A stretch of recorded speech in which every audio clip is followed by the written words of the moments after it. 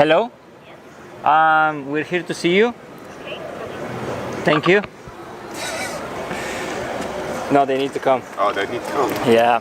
So I just finished this thing. Well, let me flip the screen. I just finished this thing. How you call it? Work. That's how you call it.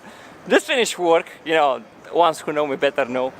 And Hi. YouTube. Yeah. hey! Oh my god. It's his Are we fault. really late? It's his fault. Okay, we've got lots of. Okay. So. You need to be quite wing-going because they're literally here. And yours is a bit. So, I just finished work and now I'm gonna see the guy who eats YouTube, the guy who drinks YouTube, the guy who... It sounds weird, right? Yeah, but it does. if you go to his channel and you see his trailer, you know what I'm talking about. We're going in. Okay. Derral Eves. I'm gonna stare at you. Derral Eves. And I get it with channels because Before I play you this video, let me give you a heads up. The video is oriented to the YouTube creator. So if you're not a YouTube creator, this might not be very interesting for you. So why not watch our travel playlist, for example, and learn how to travel when you come to London. Or just send us a message and we're gonna help you out. For all the YouTube creators, this is Derral Eves. You're about to see Derral Eves. And he's like one of the fathers of YouTube. Not that he started YouTube, but he talks about YouTube a lot. He gives a lot of tips and it's really, really useful content. And he also shares one strategy that can bring you a lot of watch time, which is the most important thing in YouTube. So I really hope you enjoy it. Watch. your channel content is definitely, there's some value to it. However, YouTube called me up and said, look, you know, we want you to say that, you know, more about videos being, independent than a channel, because you can have several different types of videos that can show up, and we don't want you to, mislead people, even though we understand what you're saying, mislead people to think that it's all about the channel instead of about individual videos. And so I kind of changed this a little bit, but the concept's still the same, and I want you to take a step back when you think about this, because what happens is, let's just take we're going to have these three people right here on the front row have 3 channels, okay? And basically their video content is similar. Now, the difference is, you might live in France, you might live in the United States, and you might live where we're at? Tokyo. You want to Tokyo? Okay, Tokyo. And so anyway, the difference is understanding where they're at.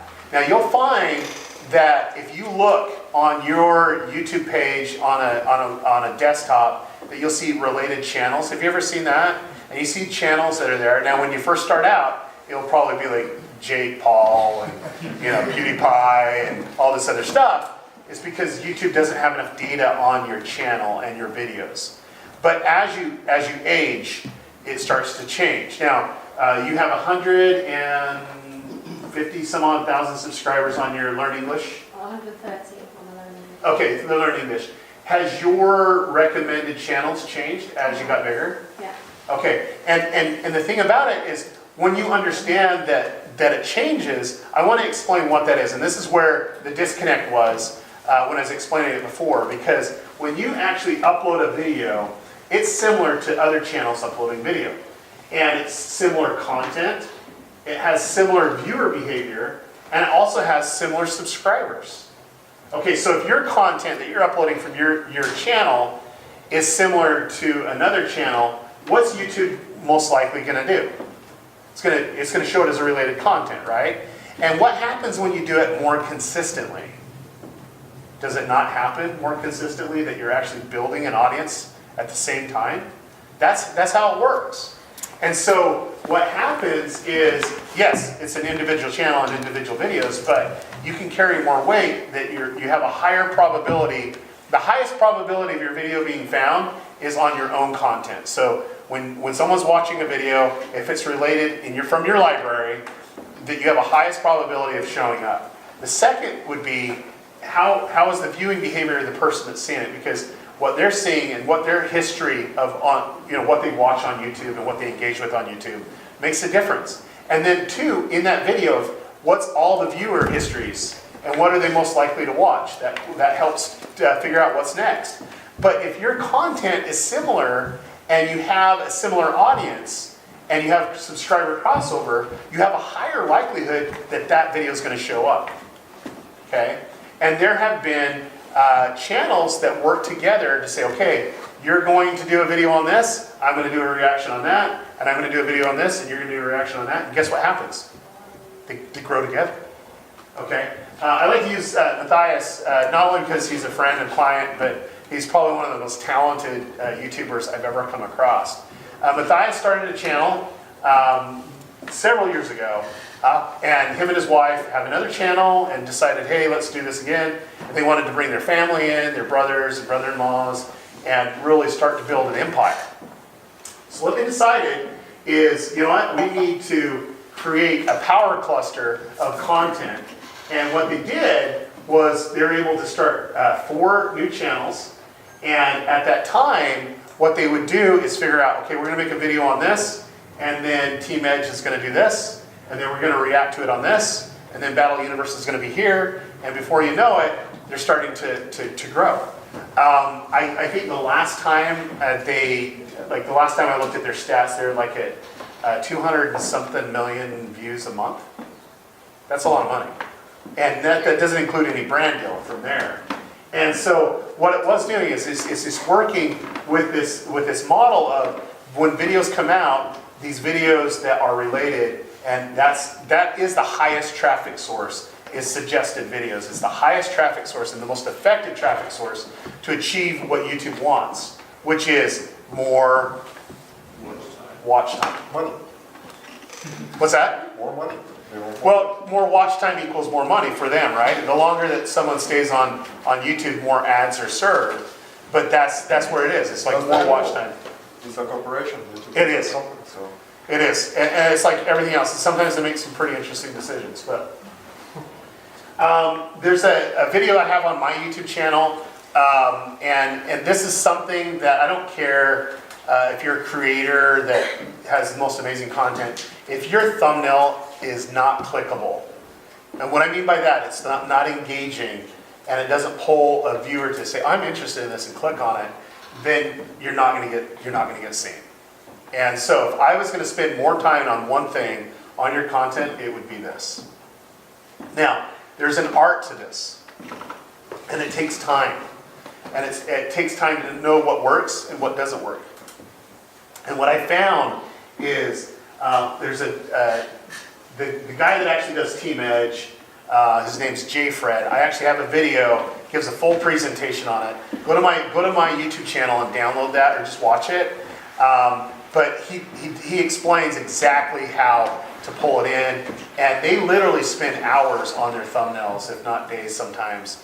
But hey, that means money for them, and you know, the more engaging it is, the better it is. So take time to do it. But what I look at is you have all this competition, and I want you to start looking like who uses YouTube on their phone. Let's just see a raise a hand.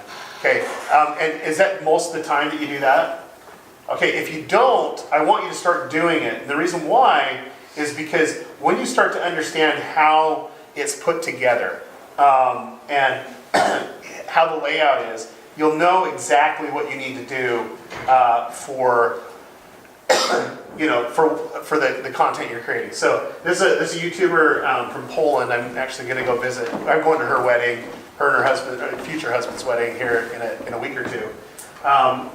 Great friend, but what I'm saying is, very captivating thumbnail. Like everything's in black and white except for her. It's pulling it in, so on and so forth. But what I'm getting at is, when people swipe, something has to make me stop. You know, seeing right here. This is pretty funny.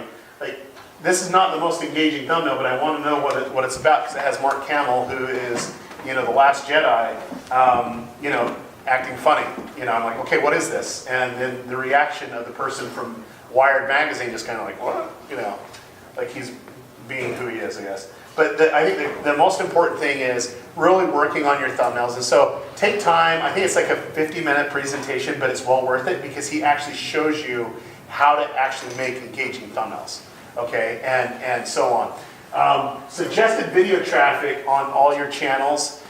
You need to look at how you can rework your thumbnail. So like one of the first things that I do with the client is let's work on your thumbnails and go back and replace all your thumbnails. Now that alone has made a substantial amount of difference when they didn't do any other thing to their content, they didn't change any of their meta information, they just did that. And so that's a really, really important thing. And we'll probably show an example or two.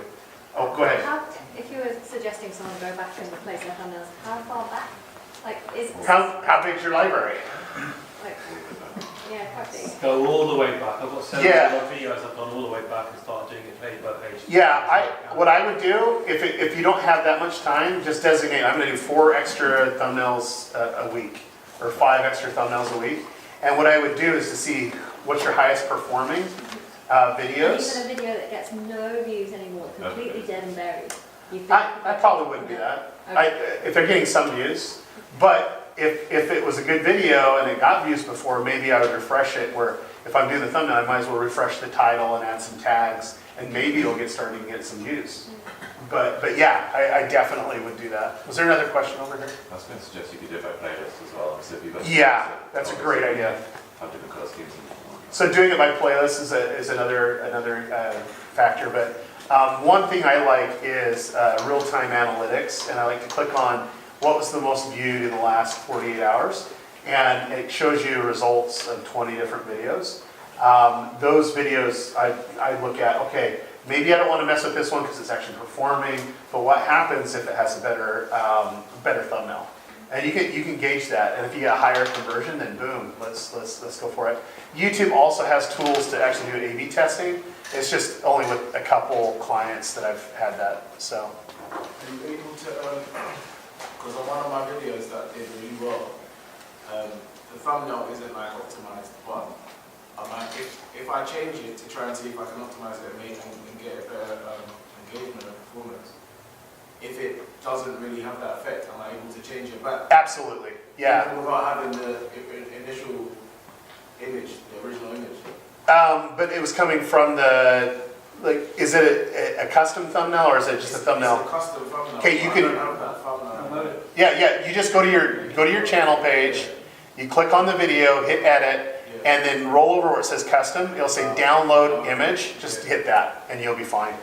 Then that way you can test back and forth. But I'm telling you, I've seen it. I've witnessed it, that channels just take off from that just because of that one little change. When it comes to the different things you can change, so your thumbnail, your title, your description, and your tags, Yeah. which ones do and don't affect the metadata to renew it? So if a video is doing okay, which ones should you change? Thank you. I'm very cautious of what videos I actually have YouTube reevaluate. So when YouTube reevaluates something, it is if you change your title, if you change your description, or your tags. Your thumbnail is not in that category. Thank goodness. And either are cards or end screen elements, thank goodness. And so you can change that as much as you want. I wouldn't do it that much. I would just let it go for a little while, see if you get a little bit more engagement from it. So, all right, so I want to talk about watch time velocity. YouTube is very interesting, and they're trying to get as much watch time as possible. And the thing that they look at, and it triggers some of the algorithms that are out there, especially in the search and discovery, is around the velocity of what's actually happening with the video. So let's just give you an example. We have channel A that uploads a video, and during that time, it starts to get a whole bunch of engagement in a short amount of time, and a whole bunch of, when I say engagement, this would be sharing, commenting, which doesn't really make a difference. But it does in the sense of YouTube says, oh, we need to look out for this, let's see what's going on. And what happens when you upload a video is it starts to suggest it to different people. And once it starts to get a little bit more information on who's actually watching the video, who's engaging with the video, it serves it out to more of those people that are similar to that. Does that make sense? And when that happens, that's when things start to really take off. And watch time velocity is really important. I'm going to give you a hack, and I love this hack. It works so well. And I'm going to give you an example of what this actually did. But the watch time velocity is I want to get as much traffic as possible to that video. Now, there's ways to do that. You could actually have an email list. You could email them at the same time. You could do an Instagram push to say, hey, go watch this video. You can do a tweet.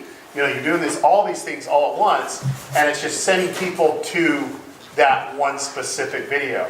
Now, the worst thing that have ever existed, and they've had it almost the longest, is live streaming on YouTube.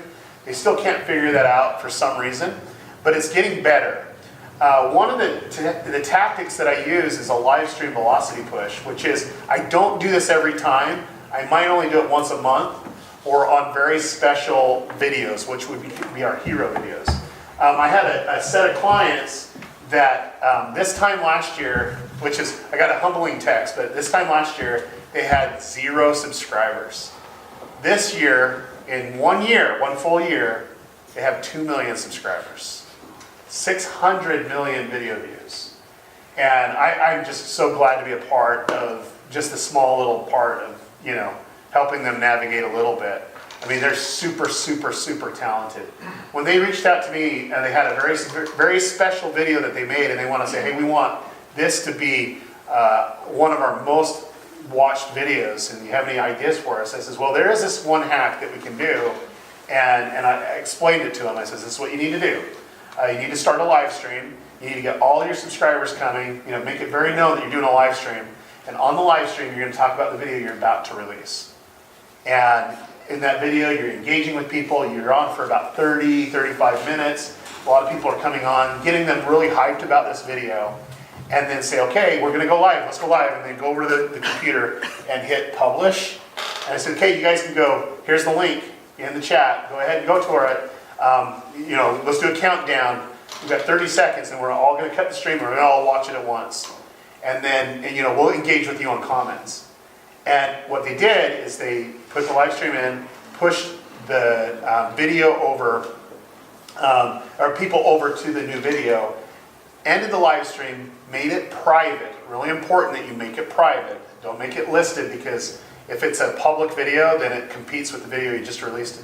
You make it private, say we don't want it to be shown again, and then they went and engaged with them for over an hour on the new video.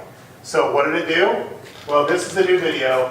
It's them doing their first music video, the Cher, Stephen Cher, and what happened is they did the push, like what we talked about, and now it's their most viewed video, 17 million views on them. And it was their to date, it's their fastest velocity of growth on their channel, and it brought in the most subscribers and everything else because of their first music video. And as they take a step back, it was really well done. It really connected with their audience. They connected with their future audience. But it had great content. It had a great thumbnail for it. And then it was just more getting that extra push, which is getting that velocity to happen. And then YouTube is just promoting the heck out of it. Okay? So sorry, I missed that last thing about the hack about the private. So you take a live video, you go on live on your channel, okay, and you basically gather your audience of subscribers. If you don't have any subscribers, this doesn't work very well. If you have 100 subscribers and 100 people are there watching you, it can work really well. It's better than none. But it's taking that and say, okay, we're going to be launching this special video and pushing them over to the video that you're just releasing. And then that's what really boosts this specific video to really take off, because YouTube's seeing a whole bunch of 100 people clicking on this video immediately and watching with it, engaging with it, and it's your most engaged fans. And so they're seeing that interaction happening, and you're going on and making that live video private and going on and commenting with them, you know, getting them pumped about it. They're out sharing and so on and so forth, and there's other things that you do, and that's what really pushes it out. So it's making the live video private, but then... But you got to launch the video when you're live, okay, yeah. and give them the URL and say, everyone go see this now, and then taking the live video off and making it private.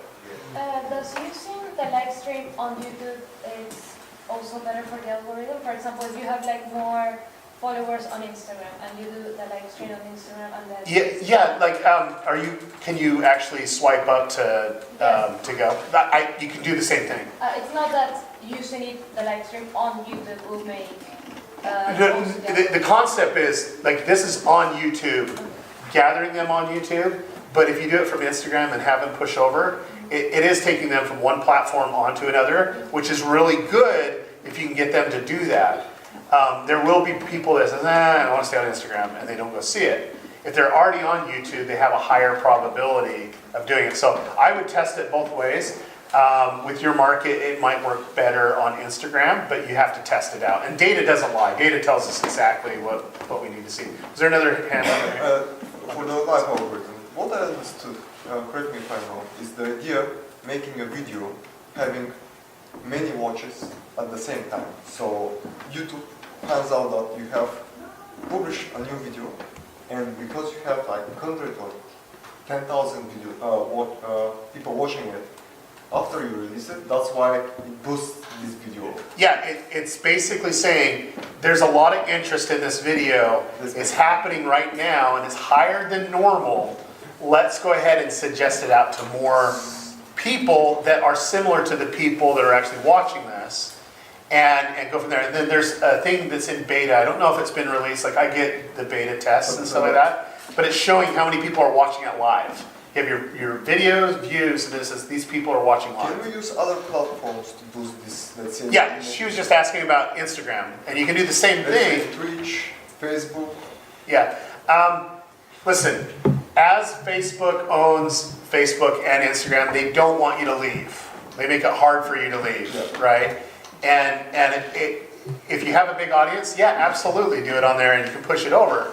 To have them leave one platform and to go onto YouTube, they have to be pretty hardcore to want to see what you're doing on it. But if they're already on YouTube, it's a little bit easier to make it work. So you can do it both ways. I would encourage you to do it both ways just to see what works best for your audience. With technology, you can stream in multiple, let's say you can stream in YouTube, you can stream in Twitch, you can stream in Facebook. Yeah, and you're breaking Facebook's terms of service when you do that.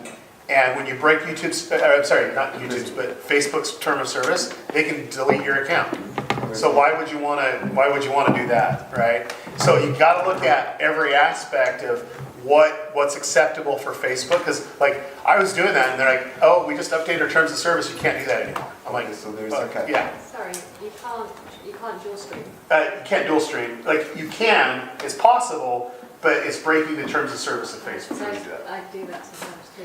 Yeah, you better be cautious on that. Okay, if we put a delay on all of the streams. It doesn't matter. Like from Facebook, if you're doing a simulcast, it's breaking their terms. So, Facebook. Yeah, it's all good. Okay, you had a question. Really quick, you said you do it unlisted, so you're like, well, go comment on my video, share it, and it's an unlisted video, because that makes it secret. No, don't make it unlisted, make it public. Right, so what's So this video is public, the live video is public, but at the end of the live stream of your live video, you make it private. You make the live stream private. Private. Yeah, and that's really important, not unlisted, but public and then private. Because what happens is YouTube has two different systems, and until it publishes as a live stream, then it doesn't become a regular video until it goes through a process. And what you're doing is stopping it. You're saying, oh, I don't want this to go out. It was only just spontaneous. It was only for the people that were there. And so you're kind of taking advantage of that. Did you have a question? I do. We've got an event coming up, and it's not YouTube, the live bit. It's on something else done on Zoom. Would it still work the same to launch the video to get, if say people go to as long as you're taking your audience and sending them to a location, then absolutely. If it's easy for them to click on a link to go, yeah, absolutely. The strategy is just pushing traffic. All you're trying to do is get a whole bunch of concentrated traffic, push it on, make watch time go up, have them be super engaged, and then it starts to suggest out more. For clarity for me, when you're talking about watch time, are you talking about the time spent on your videos, or also session watch time? It's watch time of that specific video. Like their session watch times, like we don't even have the data on that. YouTube's never going to give us the data on that. And if you're recording this, never going to give us the data on that. And so I think the big thing is guys, that was just first of the 2-3 more videos that are coming from that specific meetup. So that means lots of content, similar content to this one, lots of tips, lots of useful information. So make sure to subscribe. They're gonna be all in one playlist and they're coming very soon to you.